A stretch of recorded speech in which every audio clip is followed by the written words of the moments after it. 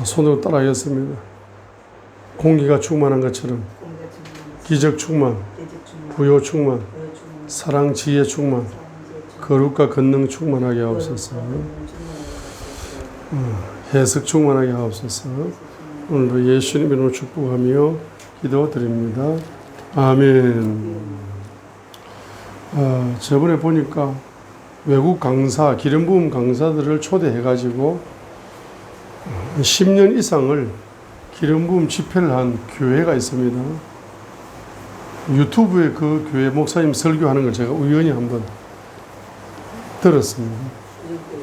들었는데 그 목사님의 그 연세도 드셨고 그렇게 하는데 그 목사님이 그냥 차분히 이렇게 말씀을 전하는데 기름 부음이 워낙 강하다 보니까 그 목소리가 엄청 적은데도 불구하고 그 말씀이 은혜가 되고 영혼의 생명이 되는 것을 이제 경험을 했습니다. 어제 새벽부터 이제 잠을 자면서 계속 우리가 기름 부음을 받다 보니까 갑자기 제가 기름 부음으로 힘이 쫙 빠지면서 지금 말씀이 그냥 열립니다. 그래서 오늘도 말씀이 생명이 되실 줄 믿습니다.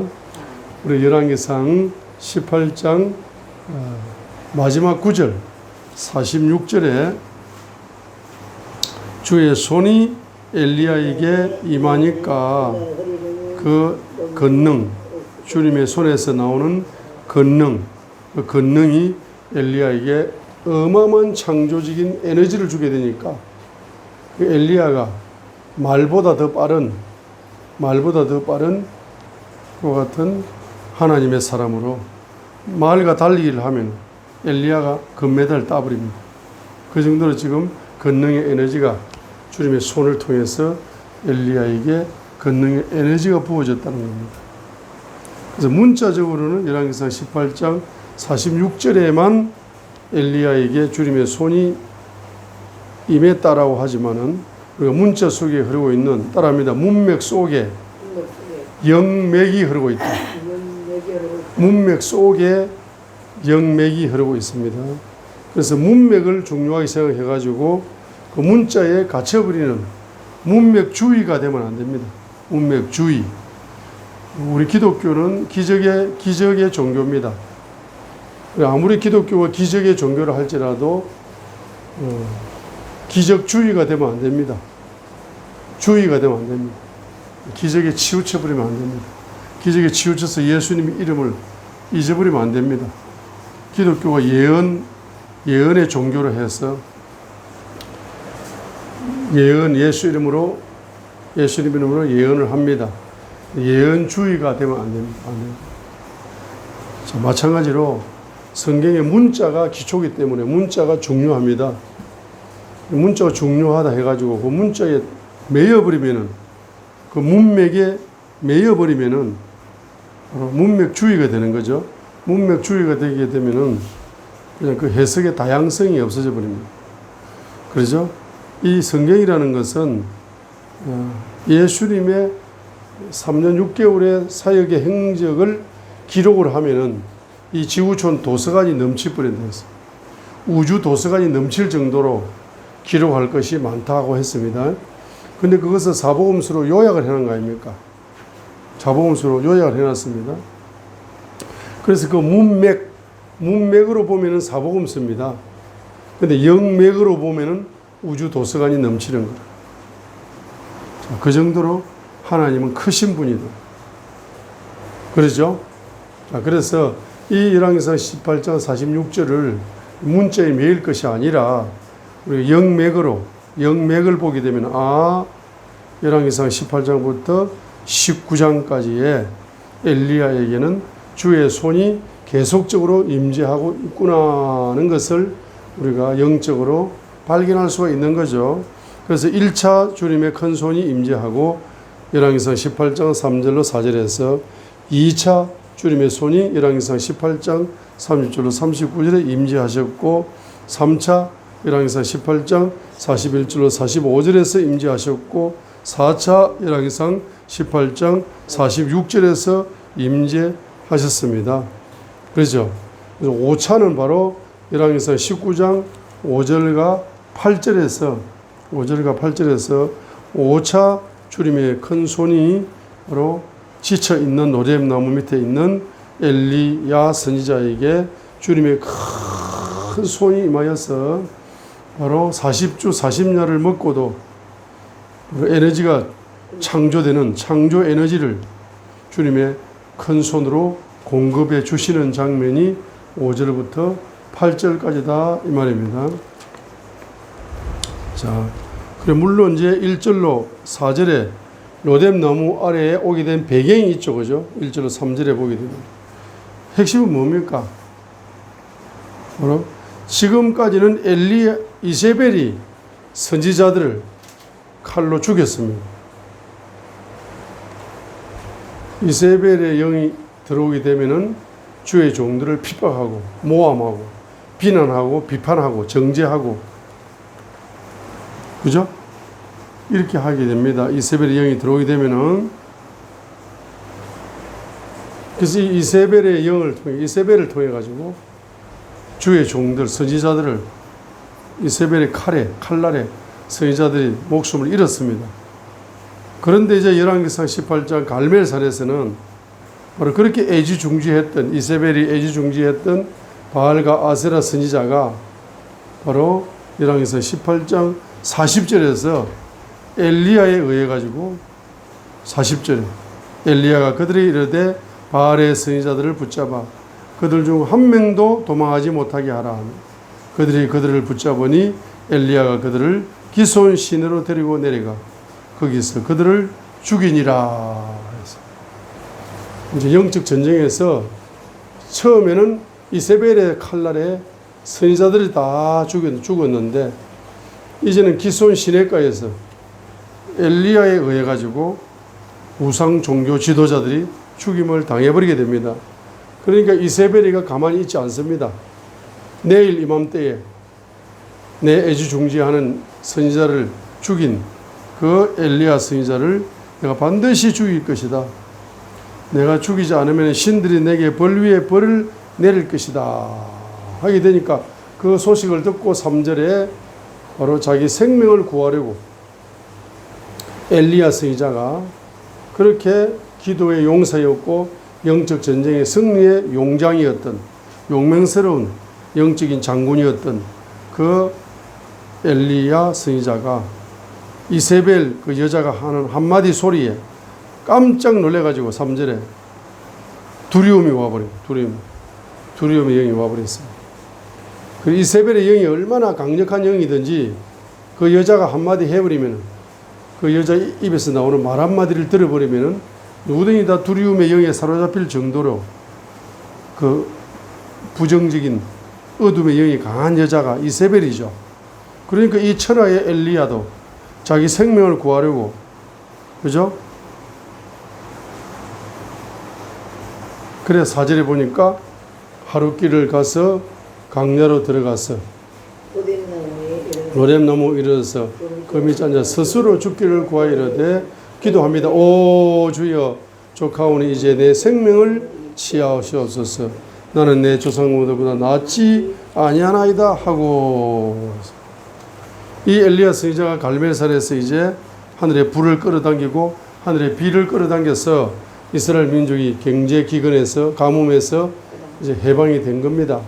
내 사명은 이제 끝난 것 같으니까, 사명이 끝났는데 뭐 더 살아 뭐합니까? 살아도 별로 큰 의미가 없어요. 빨리 데려가십시오. 이렇게 이제 정직한 기도를 하는 겁니다. 뭐 살려달라 이런 기도 안 합니다.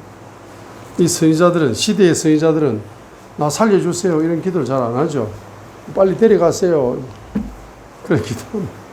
그러니까 이제 5절부터 8절에 주님의 큰 손이 나타나는 징조가 뭐냐 하면은 천사를 보낸다는 겁니다. 그 어떤 천사를 보내느냐? 경제 천사를 보낸다는 거라. 경제를 가져오는 천사가 있어요. 경제 전문 천사.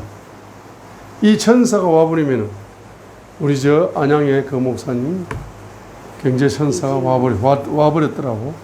저는 그분이 왔는지는 몰랐는데 설교 중에 입에서 예언이 터져버리더라고요. 그래서 경제천사가 오니까 저렇게 CEO들하고 경제 상담을 해가지고 그 CEO들이 아멘 하고 그대로 해버리면은 경제가 기적이 나버리잖아. 왜 그럴까 하니까 생각했는데 경제천사가 장군급 경제천사가 와 있더라고. 저도 몰랐습니다. 근데 막 이제 이야기 예언으로 풀어갈 때 입에서 이야기 예언이 갑자기 터졌는데 그 이야기를 생각해 보니까 바로 경제천사 중에 장군급이 왔구나. 그걸 이제 제가 캐치를 했어요. 오늘 내가 이제 더 확실하게 캐치가 되네요. 왜냐하면 열왕기상 19장 5절로 8절에 이 천사가 경제천사인지 저도 몰랐습니다. 근데 오늘 이제 말씀을 읽다 보니까 이게 경제천사구나. 주의 천사. 5절 읽겠습니다. 로데 나무 밑에 누워 자는데 보라 그때 한 천사가 그를 어루만지며 그 이르되 일어나 먹으라. 경제를 택배로 배달해 왔다는 겁니다. 먹으라. 6절 그가 바라보니 보라 머리밭에 수은 구운 빵과 물 한 병이 있더라. 그가 먹고 마시고 다시 누웠더니 주의 천사가 다시 두 번째 와서 그를 어루만지며 이르되 일어나 먹으라. 갈 길이 내게 너무 머니라 하므로 그가 일어나 먹고 마시고 그 음식의 힘을 의지하여 밤낮으로 40일을 가서 하나님의 산 호렙에 이르니라 했습니다. 자, 이제 우리는 열왕기상 19장 5절로 8절에서 엄청난 이제 새벽 기도를 하면서 새벽 예배를 드리면서 엄청난 이제 눈을 열어서 영의 눈을 열어서 엄청난 걸 발견했습니다. 경제천사가 있다는 사실, 이걸 발견한 겁니다. 이걸 발견했기 때문에 이제 앞으로 우리는 열왕기상 19장 5절로 8절의 본문을 계속적으로 묵상을 하면서 나에게도 무슨 천사를 보내주세요. 경제천사를 보내주시고 경제천사 군대를 보내주시옵소서라고 뭐 해야 됩니까? 우리가 기도를 해야 되는 겁니다. 그렇죠? 기도를 해야 됩니다.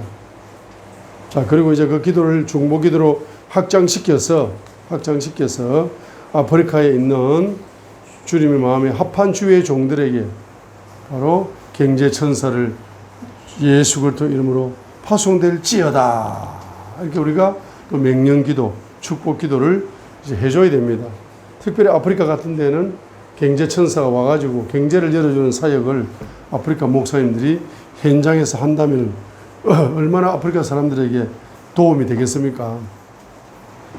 자, 그 다음에 경제천사가 있는데 경제천사가 이렇게 경제를 택배로 배달해 주는 목적이 있습니다. 그 목적이 뭡니까? 바로 하나님의 사명을 감당하라고 경제를 택배로 배달해 주는 거라. 그렇죠? 왜냐하면은 7절에 보니까 두 번째 천사, 주의 천사가 다시 두 번째 와서 일어나 먹으라. 갈 길이 내게 너무 머니라. 그러니까 그 이제 호렙산까지 40주 40야를 가가지고 거기서 이제 무슨 사명을 감당해야 되느냐? 기도 사명을 감당해야 돼요. 기도 사명. 기도하는 사명을 감당해야 됩니다. 그렇죠? 그래서 이제 누구야? 특별히 누구? 자, 지금 주님께 영감을 주십니다. 영감을 주시오. 자, 엘리야 선지자는 항상 위기 때마다 주님은 어디로 가라? 기도의 처소로 가라라고 축복을 주시는 거예요. 기도 사명을 감당하라. 위기가 오면은 기도 사명하라. 기도 사명 감당. 위기가 올 때는 기도 사명 감당하라고 오는 거다. 이렇게 말할 정도로 엘리야 17장 1절에서 바로 엘리야 선지자가 아합을 만나서 내가 섬기는 주 이스라엘 하나님께서 살아계심을 두고 맹세하노니 하늘 문이 닫혀서 3년 6개월 동안 비가 내리지 않아 경제 기근이 올 것이다 라고 심판 예언을 외치는 순간 아합이가 그게 무슨 소리요? 하고 가만히 눈을 감고 생각하고 있는 사이에 하나님께서 엘리야의 하나님 손이 임해가지고 에너지를 팍 줘가지고 하나님의 영을 통해 가지고 엘리야를 순간 이동시켜 버렸어. 눈을 뜨니까 없는 거야. 이거 잡아 죽여야 되는데 하면서. 그래서 엘리야 입장에서는 심판 예언을 대통령 앞에 쫙 고함을 질러 가지고 그 위기가 온 거야. 그죠? 근데 그 위기를 돌파할 수 있도록 2절과 6절, 열왕기서 17장 2절과 7절에서 바로 그리 시냇가라는 기도의 장소를 주셨어. 기도의 사명을 감당해라. 특별히 회개 중보기도, 나라와 민족의 우상을 위한 회개 중보기도 할 수 있는 그리 시냇가의 기도 사명을, 위기를 돌파할 수 있도록 만들어 준 거야. 그러죠? 만들어 준 겁니다. 만들어 준 겁니다. 또 두 번째 위기가 또 왔어. 자, 거기 적어 놓습니다. 자, 제가 이 책 쓰는데 도움이 됩니다. 1차 위기. 1차 위기 돌파. 1절로 7절이죠. 열왕기상 17장 1절로 7절입니다. 1차 위기를 어떻게 돌파? 1절로 7절까지.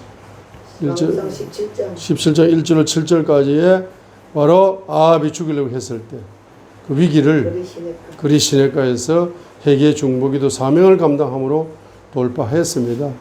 그런데 7절에 보게 되니까 이제 그리 시냇가에 물이 말라버렸어. 물이 말라버렸습니다. 물이 말라버리니까 위기가 왔어요, 안 왔어요? 왔습니다. 목말라 죽게 되는 상황이 옵니다.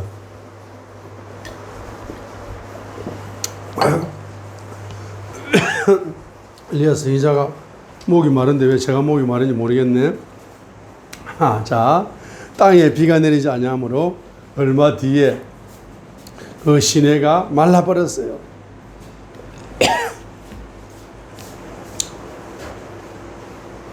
그래서 이제 목마름의 위기, 목마름의 위기.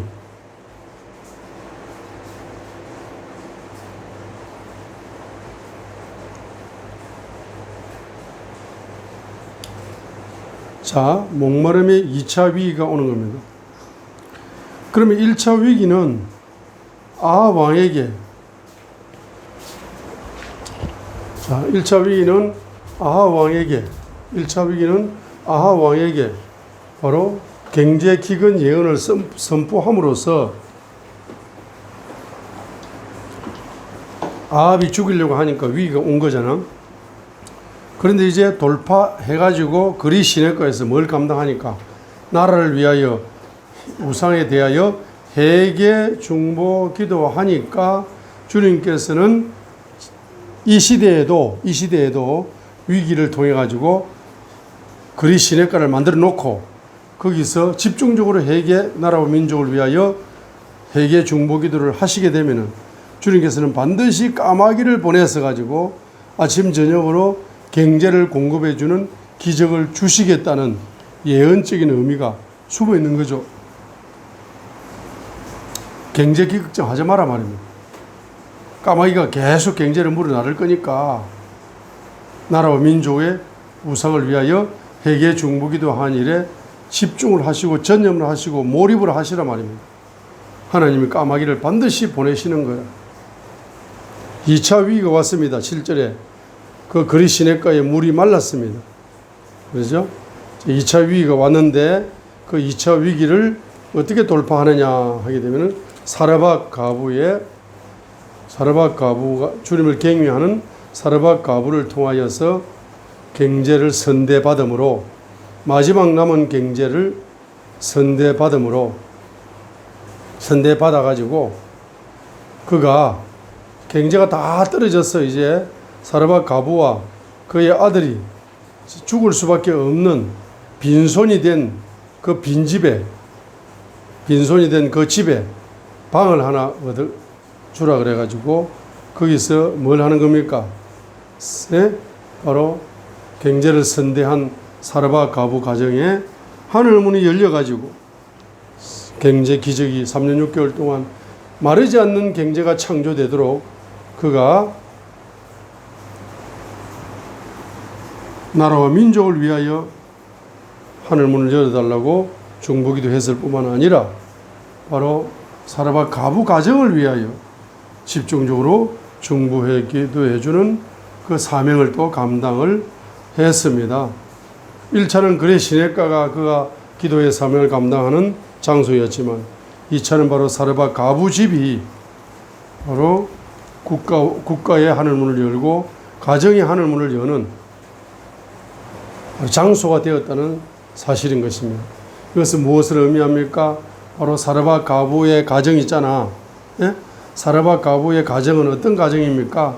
바로 주님을 경외하여 주의 선지자에게 자기의 경제의 우선순위를 선지자가 사역을 할 수 있도록 믿음으로 경제를 우선적으로 드리는 그와 같은 사역을 행하게 되면은 바로 하늘문이 열려서 경제 기적을 누릴 수 있다. 그것을 모델로 보여준 가정이죠. 모델로 보여준 가정입니다. 자, 그래서 누구든지 그 가정 경제가 하늘문이 닫혀서 가정 경제가 지금 가난하냐? 가난한 가정이 있느냐? 대한민국에 가난한 가정이 있으면은 그 가난한 가정의 문을 여는 열쇠를 사르밧 가부한테 받아오라 이 말입니다. 사르밧 가부가 막 열쇠를 나눠주는 거야. 그게 기쁜 소식이에요. 그게 복음입니다. 복음이 뭐냐? 자기가 체험한 경제적인 기적을 뭐합니까?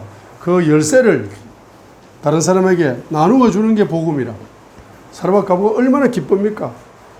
기쁜 소식이 온 거야. 엘리야 선지자를 잘 선대함으로써 열쇠가 온 겁니다. 그래서 이것이 하나의 모델로 딱 해놨습니다. 그렇기 때문에 앞으로 뭡니까? 대한민국의 모든 경제적으로 하늘문이 닫혀 있어서 경제적으로 기근이 든 가정이 있습니까? 그 가정은 하늘문이 열리는 열쇠가 뭐죠? 바로 경제의 우선순위를 아무리 경제가 힘들다 할지라도 경제의 우선순위를 바로 하늘문을 여는 기도의 사명을 감당하는 주의 종에게 기도의 사명을 잘 감당하도록 기도 센터를 마련해 주고 계속적으로 뭡니까?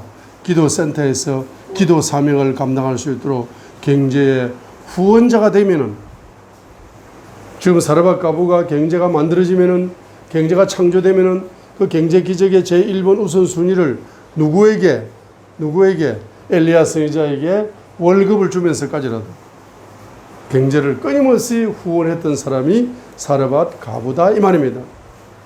그래서 바로 주의 종이 나라와 민족을 위하여서 또 우리 가정을 위하여서 이렇게 중보기도를 하는 중보기도의 사명을 감당하는 그와 같은 주의 종들에게 뭡니까? 우선순위, 경제의 마지막 남은 경제의 우선순위를 그 주의 종이 기도 사역을 할 수 있도록 경제를 투자해 주게 되면은 이것이 바로 하늘문을 여는 열쇠로 작용한다는 사실을 바로 이스라엘에 살고 있던 모든 그 가정에 바로 모델로 지금 기쁜 소식을 선포하고 있는 겁니다. 대한민국이 지금 경제적으로 어렵다 하고 있습니다. 대한민국 가정이 경제적으로 어렵다 하고 있습니다. 그래서 앞으로 북한도 마찬가지입니다. 북한이 2,500만 명의 가정이 어렵다고 말합니다. 해외 동포 860만 명의 가정 중에서 어려운 가정이 있습니다. 경제적으로. 그 경제적으로 어려운 가정이 있는 분들은 반드시 열왕기상 18장에 나오는 사르밧 가부의 이 가정이 경제를 어떻게 돌파했는가, 어떻게 창조되었는가, 어떻게 이 위기를 돌파했는가, 이것을 이제 모델로 삼으셔서 그대로 실행하시기를 주님의 이름으로 축복드립니다. 그래서 이 엘리야 선지자는 뭡니까? 그리 시냇가가 말랐지만은 그가 2차 위기를 사르밧 가부의 헌신을 통해서 2차 위기를 돌파했습니다. 그죠? 그 2차 위기를 돌파하게 되니까 바로 주님께서는 2차 위기를 돌파하는데 경제를 헌신한 사르밧 가부와 그 자녀에게 자녀의 생애 속에 기적의 기름 부음이 임파테이션 되어가지고 열왕기상 17장 17절로 24절에 자녀가 부활되는 역사, 자녀의 생애 속에 부활의 신앙이 전이 되는 기적이 일어난 것. 열왕기상 17장 17절로 24절에 열왕기상 17장 17절로 24절에 자녀의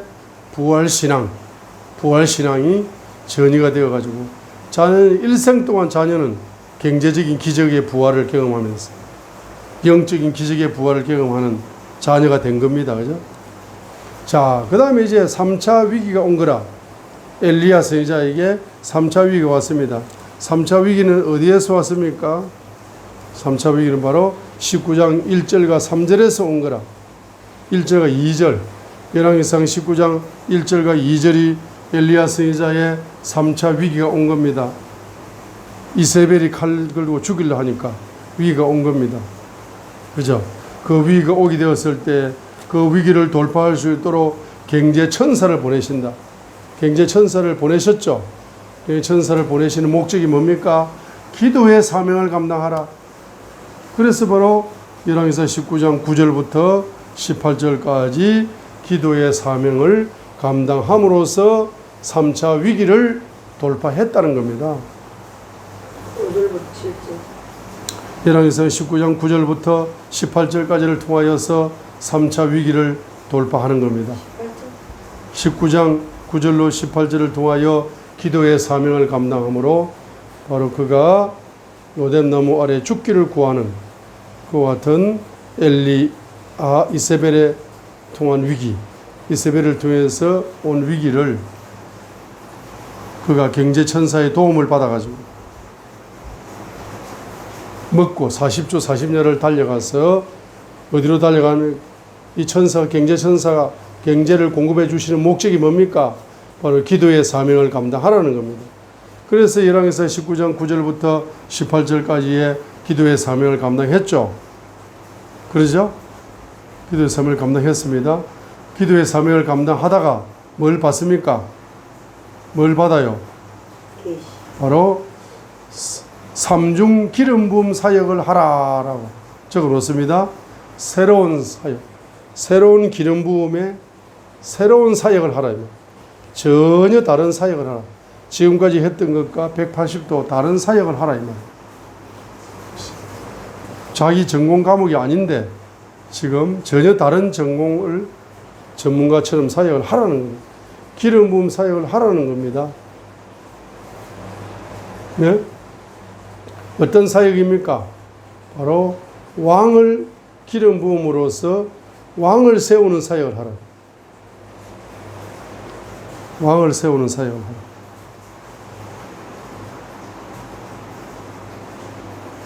(15절과 16절에) 보게 되면은 하사엘에게 기름을 부어 시리아를 다스릴 왕이 되게 하고, 16절에 보게 되면은 예후에게 기름을 부어 이스라엘을 다스릴 왕이 되게 하라. 그러죠? 했습니다. 그래서 뭡니까? 기름을 부어 주어서 이제 왕을 세우는 사명인 거예요. 왕의 기름 부음을 주어서 왕의 사역을 할 수 있도록 그 사역의 길을 열어줘라는 거죠.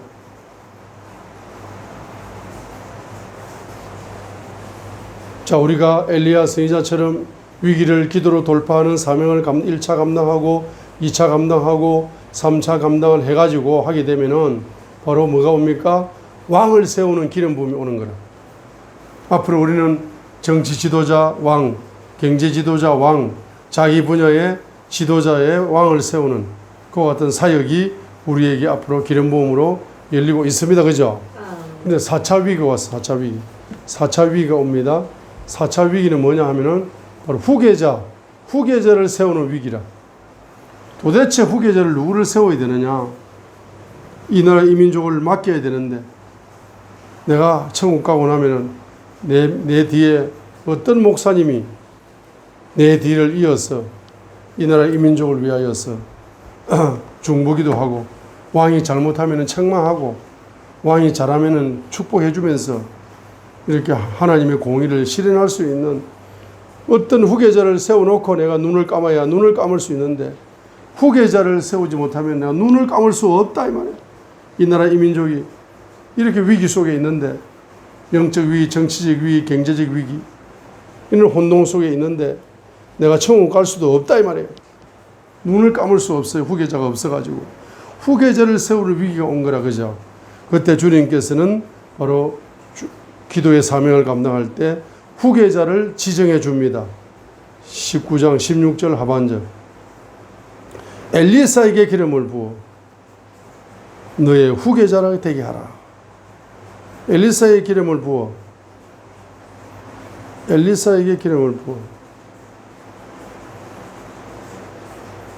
자, 엘리사에게 기름을 부어 너 대신 선지자가 되게 하라.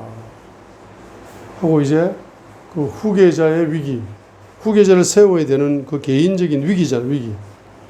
자기가 위기 의식을 느끼고 있는 거야, 엘리야 선지자가. 너무 걱정이 돼가지고, 나라가 국가가 걱정돼가지고, 그 위기를, 위기에, 마음속에 온 위기를 싹 하나님이 다스려 주는 겁니다. 위기를 제거해 주는 겁니다. 후계자를 선정해 주는 겁니다. 엘리사를.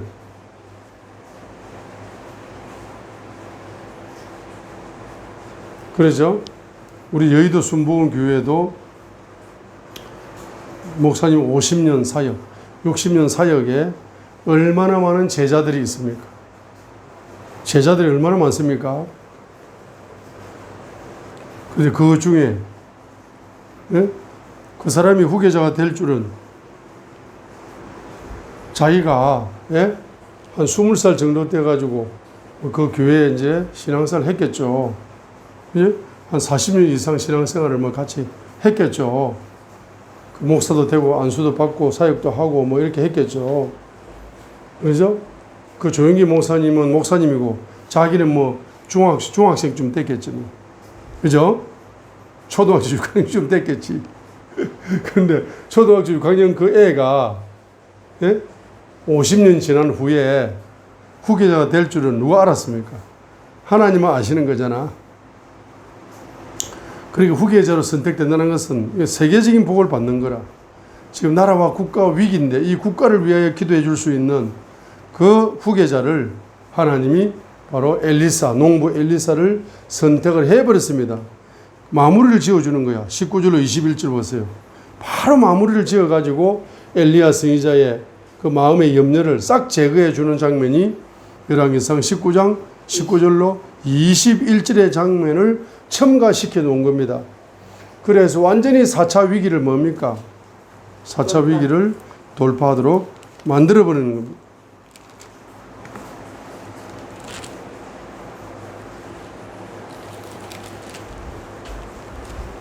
차 위기를 돌파하도록 만들어버리는 겁니다. 자, 그 다음에 이제, 뭐죠? 5차 위기. 5차 위기가 왔습니다. 5차 위기. 5차 위기가 바로 어디에서? 열왕기상 21장. 열왕기상 21장. 바로 1절로 16절의 사건이죠. 자, 5차 위기는 어떤 위기냐 하게 되면은 바로 5차 위기 적어 놓습니다. 5차 위기는 성경적 경제관을 파괴되는 위기가 오는 거예요. 권력, 정치 권력에 의해 가지고 성경적 경제관이 파괴되는 국가적인 위기로 발전할 수 있는 그와 같은 이슈가 바로 열왕기상 나봇의 한 농부의 포도원을 대통령이 빼앗아가는 열왕기상 21장 1절로 16절의 요 사건은 KBS, MBC, SBS에서 다 나오는 겁니다. 왜? 대통령이 가진 거는 권력밖에 없어. 권력의 칼자루를 가지고 자기가 뭡니까? 네? 그 중소기업, 예? 나봇을 목을 다 쳐버리는 거예요. 대한민국 경제가 망하려면은 중소기업이 무너지면 허리가 무너지니까 이 경제를 내가 목을 쳐버려가지고 이 경제권을 다 그냥 빼앗아버려야 되겠다. 자, 이렇게 이제 나가니까 대통령이 말이야 권력의 칼을 휘둘러가지고 그 힘없는 중소기업 사장들의 목을 다 쳐서 경제를 다 몰수한다더라 하는 소문이 퍼지게 되니까 지금 엘리야 입장에서는 말입니다. 이거 어마어마한 국가적인 위기라. 지금 대한민국 경제가 뿌리채 뽑히게 될 위기가 온 거야. 이 권력을 향해서 심판 예언을 선포하지 않으면은 지금 이걸 막을 수 있는 힘이 없어요. 목숨 내 걸고 막아야 되는 거예요. 다른 거는 다 무너지더라도 경제가 무너지면 끝장이야. 아니, 경제가 무너지는 거는 북한이 말이야, 남한보다 북한이 70년을 공산주의를 숭배해가지고 남한은 주님을 잘 섬겨가지고 예수님을 잘 믿고 섬겨서 신앙생활을 잘하고 자유민주주의를 이제 실행함으로써 북한보다 50배 이상 더 잘 사는 국가가 된 겁니다. 그렇죠? 북한보다 50배 이상 잘 사는 국가가 되었는데, 그러면 50배 이상 잘 사는 바로 남한을 통하여, 이 한국을 통해서 이제 북한을 먹여 살리면서 점진적으로 통일의 시대를 열어가는 것이 순서다, 이 말이에요, 순서. 왜냐하게 되면은 가난한 사람이 부자를 도와주면서 통일을 시킬 수는 없거든. 부자가 가난한 사람을 도와주면서 통일을 시킬 수 있는 거죠. 한 가문도 마찬가지입니다. 어떤 친척이 어마어마한 부자야. 그러면 친척이 불화가 많고 싸움이 많으면 그 부자가 돈을 풀어가지고 가난한 친척들에게 나눠주면서 가정과 가문이 화목해 되어짐으로써 그 마음이 하나가 통일이 되는 거죠. 그런데 그 가정에서, 가문에서 제일 가난한 사람이 그 가문을 어떻게 마음을 하나를 통일을 시킬 겁니까? 통일을 시킬 수 있는 특별한 방법이 없습니다. 그래서 부자 친척이 돈을 풀어야 가난한 친척에게 돈을 풀어주면서 그 가문을 한 마음으로 통일시킬 수 있는 것처럼 이 50배 덜 잘 사는 이 한국이 북한의 경제를 나눠주면서 북한 사람들의 마음을 열어가면서 그렇게 통일을 이루어갈 수 있는 겁니다. 그게 정상적인 사람들의 생각인 겁니다. 근데 비정상적인 생각을 가지는 사람들은 어떻게 생각합니까? 가장 가난한 친척, 그 친척이 그 가문을 한 마음으로 통일할 수 있다는 겁니다. 그래가지고 그 가난한 친척이 뭡니까? 막 악한 모략을 써가지고 부자 친척들을 다 가난하게 만들어가지고 평균화 시켜가지고 가난하지만은 우리가 마음이 하나가 되는 가문이 된다, 친척이 된다, 이렇게 만들겠다 하니까 초등학생도 웃을 일이죠. 얼마나 뭡니까? 이게 비정상적인 생각이냐. 여기에 지금 아합이 왕의 권력을 가지고 중소기업 사장의 목을 치면서 자영업자의 목을 치면서 그래서 경제를 망하도록 만들어버리면서 자기 말입니다. 정치적인 야욕을 채우면서 이렇게 아합이 이렇게 왕이 권력을 가지고 한 나라 국가의 경제를 싹 망가뜨려 가지고 북한처럼 50배로 가난하게 만들어 가지고 이렇게 뭡니까? 적화 통일을 시켜야 되겠다. 자, 이렇게 하게 되니까 이런 사람이 좋은 대통령이라고 박수를 칠 일이 아니다 말이에요. 그러니까 엘리야 선지자가 이 국가적인 엄청난 경제적인 위기가 온 겁니다. 이거는 하늘문이 닫혀가지고 경제가 말입니다. 하늘문이 닫혀가지고 경제가 비가 안 내려서 국민들이 가난하게 되는가 하고 또 다른 차원의 가난에 오는 겁니다. 예?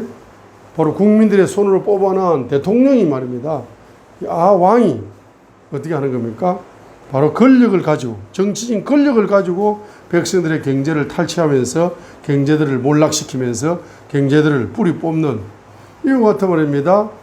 경제적인 활동을 하게 되니까 정치적인 활동이 경제적인 악영향을 미쳐가지고 백성들이 다 경제적인 위기가 오버리게 되는 이런 정치 권력 구조에 의한 바로 국가적인 경제적인 기근이 오는 거는 요거는 지금 아프리카를 봐도 알 수 있고, 그죠? 정치적인 권력의 암투에 의해 가지고 바로 국민들이 피난민이 되고 난민이 되고 찢어지고 갈라지고 해가지고 말입니다. 엉망이 되면서 다 굶어 죽는 이런 정치 권력 구조에 의한 구조적인 경제 악순환이 오는 거라. 그죠? 이런 국가들이 얼마나 많습니까? 평생 가난하고 자녀들도 가난하게 살 수밖에 없는 이런 구조입니다. 이럴 때는 어떻게 됩니까? 이럴 때는 선지자가 위기를 어떻게 돌파합니까? 국가적인 경제 위기를 어떻게 돌파하느냐 말입니다. 바로 선지자가 아합을 찾아갑니다. 목숨을 딱 내려놓고 찾아갑니다.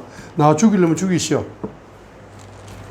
어차피 한번 죽는 거, 뭐 어차피 나이 70 넘었는데, 80에 죽거나 90에 죽거나 10년 후에 죽을 건데, 10년이 눈 깜짝할 새 지나갈 건데, 좀 일찍 죽을랍니다. 나 죽이시오. 하고 말입니다. 바로 말씀을 가지고 찾아가는 겁니다. 청와대에 찾아가서 커피 한잔 하면서 그대로 말입니다. 쏟아붓는 겁니다. 어떻게? 열왕기상 21장 17절로 29절에서 쏟아붓는 거죠. 결론은 뭡니까? 이렇게 이야기합니다. 선지자가 세 가지 예언을 합니다. 첫 번째, 아합 가문 멸망할 겁니다. 왕의 가문은 이제 멸문지하를 당할 겁니다. 하나님이 가만두지 않을 겁니다. 아합 왕의 가문은 뭐다? 바로 멸문지하를 당할 것이다. 21절로 22절이죠. 보라 내가 재앙을 내게 내려 내 후손을 없애되 다음에다 소변 보는 자와 이스라엘에서 갇힌 자나 남은 자를 아합에게서 끊어버릴 것인데 22절에 북이스라엘에 이제 두 가문이 끊어졌죠. 첫 번째는 여로보암, 두 번째는 바하사 가문 끊어졌습니다. 가문이 망해버렸죠. 이 두 가문처럼 22절에 두 가문처럼 아합 가문도 22절에 여로보암 가문이나 바하사 가문처럼 아합 가문도 멸문시야를 면치 못할 것이다 하고 심판 예언을 선포했습니다. 두 번째는 뭡니까? 두 번째는 바로 23절입니다. 23절. 두 번째는 바로 19절입니다. 아합 너는 죽을 것이다. 너는 단명하게 될 것이다. 경제를 빼앗아 먹으면 단명의 저주가 오죠. 그리고 비참하게 죽는 거죠. 개들이 나봇에 피를 핥은 곳에서 개들이 바로 아합의 피를 핥을 것이다. 19절 하반절입니다. 심은 대로 거둔다는 겁니다. 경제를 빼앗아 왔으니 이 목숨이 빼앗기면서 모든 걸 다 빼앗기게 되는 심은 대로 거두는 것. 반드시 심은 대로 거두는 게 경제 법칙입니다. 그 다음에 또 뭡니까? 이것을 뒤에서 조종한 이세벨 23절입니다. 이세벨도 죽을 거다. 바로 19절 하반절에 아합은 그래도 네 시체의 피를 개들이 핥던 수준이지만 이세벨을 뒤에서 조종했기 때문에 아예 머리끝에서 발까지 그 살까지 개들에게 뜯겨 먹게 될 거다. 더 비참한 심판 예언이죠. 개들이 예스레엘 성벽 집에서 이세벨을 고기처럼 먹을 것이다. 그죠? 그래서 24절에 보세요. 24절에도 아합 가문의 멸망 예언이죠. 24절에 똑같은 이야기입니다. 첫 번째 나오는 이야기가 아합 가문의 멸망 예언이죠. 24절. 아합에게 속한 자로 도시에서 죽은 자는 개들이 먹고 들에서 죽는 자는 공중에 날 짐승들이 먹으리라. 이 아합에게 속한 자가 누굽니까? 아합에게 속한 자가 누굽니까? 줄 잘 서가지고, 예? 줄 잘 서가지고 아합이 대통령 될 때 1등 공신 노릇하는 사람들 있죠? 그 일가 친척들까지. 다 아합을 통해서 아합 왕의 권력의 우산 아래에서 잘 먹고 잘 살았어요. 그리고 아합이 정치적으로 아무리 권력을 악용하더라도 박수를 쳐줍니다. 잘한다. 이렇게 박수 쳐준 박수 부대. 이 박수 부대가 앞으로 어떻게 되느냐? 박수 부대도 아합이 망할 때 박수 부대도 뭡니까? 이 개들이 나타나고 날짐승 새들이 나타나가지고 육체를 뜯어먹는다. 바로 이세벨이가 비극적으로 죽는 것처럼 이 사람들의 미래가 앞으로 비극적으로 전개될 것이라는 걸 보여주고 있습니다.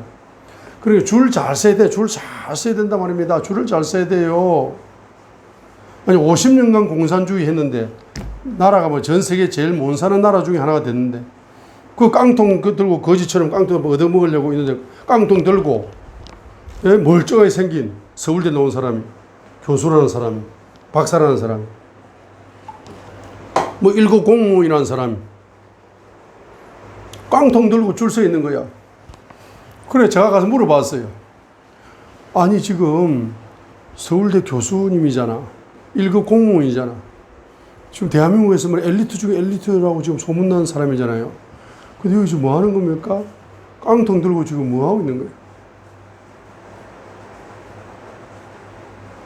줄을 잘 서야 줄을 70년 동안 말입니다.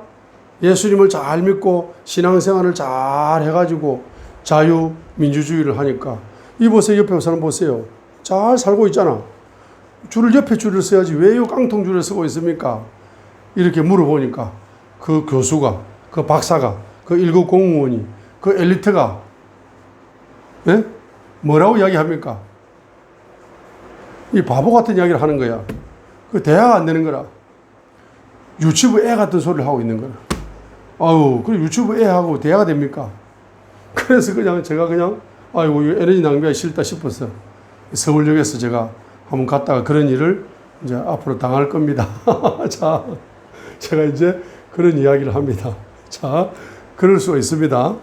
그러니까 지금 아합 왕 앞에 줄을 써버린 거예요. 아합에게 줄을 써서 잘 먹고 잘 살았고 권력을 나눠 먹었습니다. 권력을 통해서 경제를 나눠 먹었어요. 근데 그 사람들에게까지 뭡니까? 심판이 온다는 거야. 24절 보세요. 아합에게 속한 자로 도시에서 죽는 자는 개들이 먹고 들에서 죽는 자는 공중의 날 짐승들이 먹으리라. 그렇습니다. 그래 아합 왕에게 줄을 쓴 사람들은 그와 그의 후손들이 경제적으로 비극적인 열매를 맺을 수 있다는 것을 엘리야 선지자가 가감하게 선포를 해버리는 겁니다. 자, 이렇게 하여서 5차 위기까지만 합시다. 갑자기 이제. 자, 열왕에서 19장을 돌아가겠습니다. 돌아갑니다. 자, 더 이상 진도를 안 나가겠습니다. 이제 5차 주님께서 이제 5차에 큰 손을 베풀어 주셔가지고 지금 5절로 8절까지 했습니다. 열왕에서 19장 5절로 8절까지.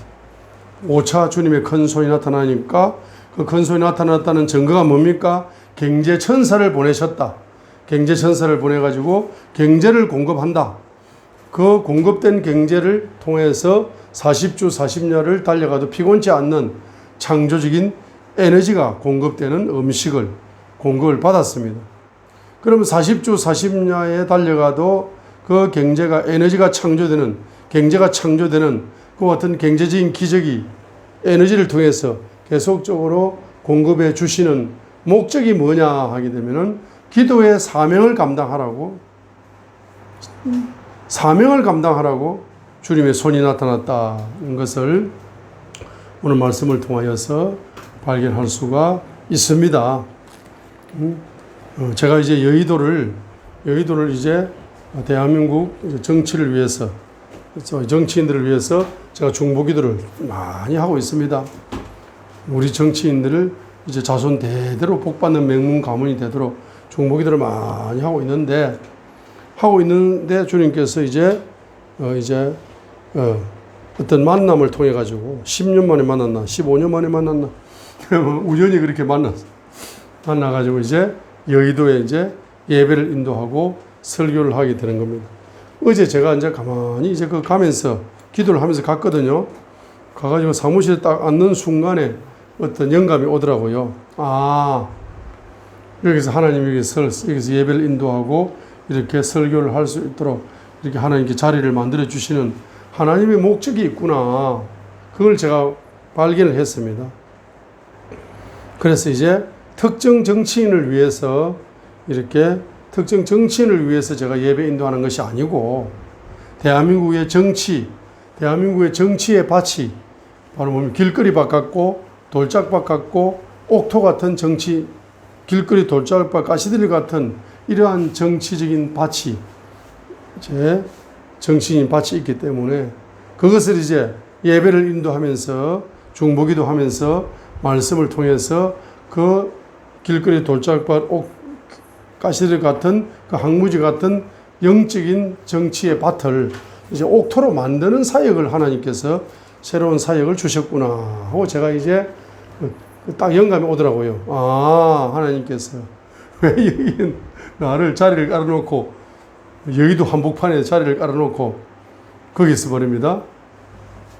이렇게 예배를 인도하게 하는가. 그래서 이제 제가 이제 그날 설교를 딱 하고 마치고 이제 제가 저녁에 집회가 있기 때문에 중보기도를 같이 하지 못하고 이제 밖으로 나왔어요. 나오니까 이제 그 목사님이 따라 나오시면서 뭐라고 이야기 하시느냐 하게 되니까. 목사님, 한 달에 한두 번, 목사님 꼭 오셔야 됩니다. 꼭 오셔야 돼요. 한 달에 한두 번 꼭 오셔야 됩니다. 꼭 오셔야 돼요. 반드시 오셔야 됩니다. 이러는 거야.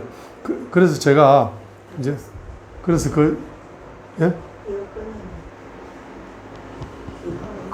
그래서 제가 그 목사님에게 이제 어떻게 이야기했느냐면은, 아이고, 목사님, 아스팔트 위에서 7년 동안이나 애국운동하고 얼마나 힘듭니까? 제발 건강관리 잘 하세요. 건강이 최고입니다. 하고 제가 이제 그렇게 하고 돌아왔습니다. 앞으로 대한민국의 이제 정치의 영적인 밭을 옥토로 만드는 이와 같은 사역을 이제 중보기도를 통해서 엘리야처럼 그리 시내가에서 또는 사르밧 가부집에서, 그죠? 뭐 합니까? 중보기도를 이제 계속적으로, 또는 로뎀나무 아래에서, 또는 호렙산 동굴 속에서 계속적으로 이제 중보기도를 하여서 대한민국의 영적인 이제 정치적인 옥토의 밭을 옥토로 만드는 사역에 이제 집중하도록 하겠습니다. 그래서 우리 민족이 위기에서 돌파하는 길을 찾을 수 있도록 이제 열심히 중보기도 하도록 하겠습니다. 할렐루야. 감사함을 드립니다. 자, 할렐루야. 할렐루야. 감사함을 드립니다. 주님 영광을 받아 주시옵소서.